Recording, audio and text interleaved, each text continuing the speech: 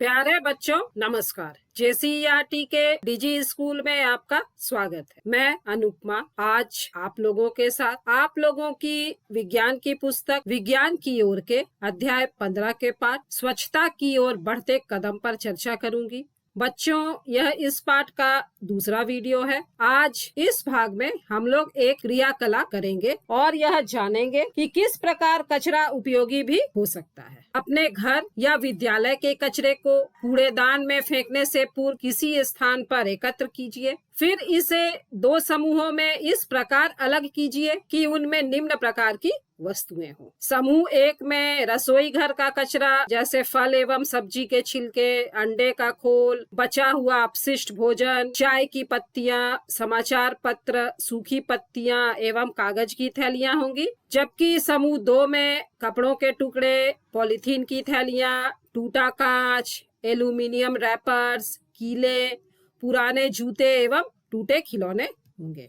प्रत्येक समूह के कचरे को 4 पृथक ढेरियों में बांटिए तथा इन्हें क, ख, ग और घ से नामांकित कीजिए।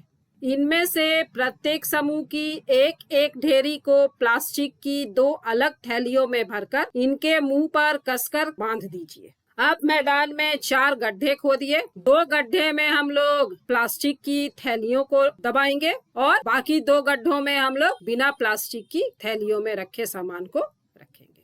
अब इन्हें इन गड्ढों में अलग अलग डालकर मिट्टी से ढक दीजिए। 4 दिन के पश्चात कचरे के ऊपर से मिट्टी हटाकर कचरे में हुए परिवर्तन को देखिए। प्लास्टिक की थैली में बंद कचरे में क्या परिवर्तन हुआ? क्या जो बिना प्लास्टिक की थैली वाला कचरा था उसमें कुछ अलग तरह का परिवर्तन हुआ है? तो बच्चों हम लोग देखेंगे कि बिना प्लास्टिक की थैली वाला कचरा काला तथा दुर्गंध रहित हो गया है, मतलब उसमें से गंध भी नहीं आ रही है। कचरे का काला हो जाना तथा उससे कोई दुर्गंध न आना यह दर्शाता है कि कचरे का पूर्ण विलयन हो गया है।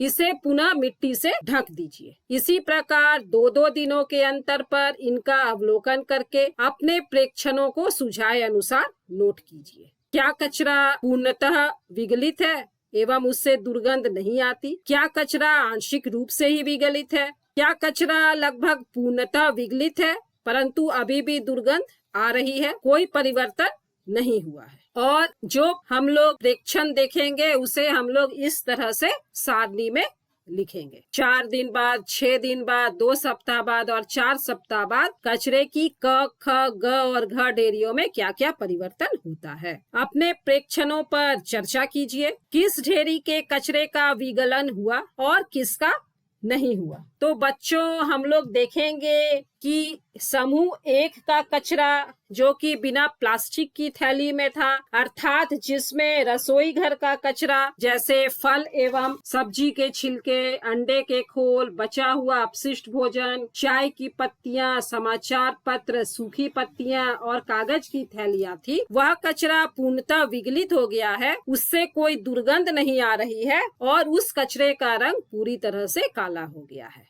तो इस कचरे को हम उस मिट्टी में मिला देंगे जहां हम अपनी पसंद के पौधे उगाते हैं। यह पौधों के पोषण में सहायता करेगा। तो अपने इस क्रियाकलाप से हमने यह प्रेक्षण किया कि कचरे की कुछ चीजें पूर्ण विगलित होती हैं जिनसे खाद बनती है एवं जिसका उपयोग पौधों के लिए किया जाता है। मतलब जो रसोई घर का कचरा है वह पूर्णतः विगलित हो जाता है और इससे खाद बनाई जा सकती है।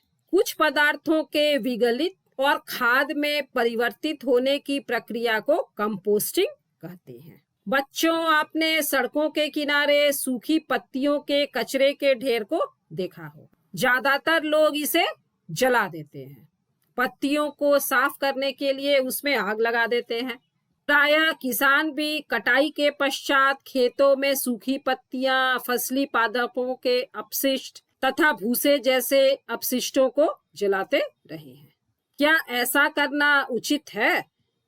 इन्हें जलाने से स्वास्थ्य के लिए हानिकारक गैसें उत्पन्न होती हैं। हमें इन अपशिष्टों को उपयोगी कंपोस्ट में परिवर्तित करना चाहिए।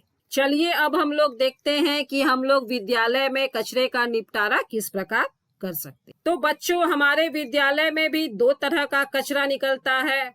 एक कचरा जिसमें बचा हुआ भोजन, फलों के छिलके, कागज, पेंसिल के छिलके आदि होते हैं, तथा दूसरे कचरे में एल्युमिनियम के रैपर्स, प्लास्टिक की बोतलें, टूटे हुए पेंसिल बॉक्स या लंच बॉक्स आदि होते। तो दो प्रकार के कचरे को एकत्र करने के लिए दो पृथक कूड़ेदान रखिए।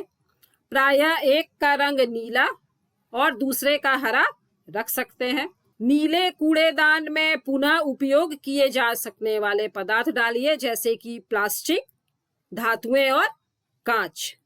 क्या आपने यह ध्यान दिया कि ये वही पदार्थ हैं जो कूड़े के ढेर में विगलित नहीं हुए थे। हरे कूड़ेदान में मिट्टी में पूर्णतः विगलित हो जाने वाले पदार्थ डालिए, जैसे कि रसोई और अन्य पादप अथवा जंतु अपशिष्ट।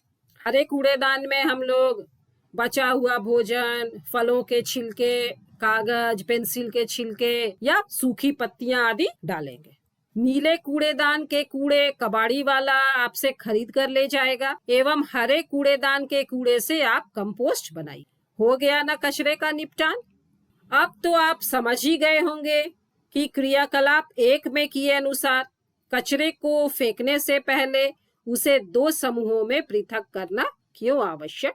कुछ शहरों तथा नगरों में नगर पालिकाएं भी 2 प्रकार के कचरे को एकत्र करने के लिए 2 पृथक कूड़ेदान प्रदान करती हैं। नीला सूखे कचरे के लिए और हरा कूड़ेदान गीले कचरे के लिए। बच्चों, क्या आप जानते हैं राजधानी दिल्ली और पंजाब, हरियाणा तथा आसपास के इलाकों में हर साल प्रदूषण की समस्या भयावह हो जाती। इस दौरान लोगों का सांस लेना मुश्किल हो जाता है। इसकी बड़ी वजह हरियाणा और पंजाब में धान फसल की कटाई के बाद जलाई जाने वाली पराली है। बच्चों, आप लोग सोच रहे होंगे कि पराली क्या है। तो पराली धान के बचे हुए हिस्से को कहते हैं, जिसकी जड़ें धरती में होती है।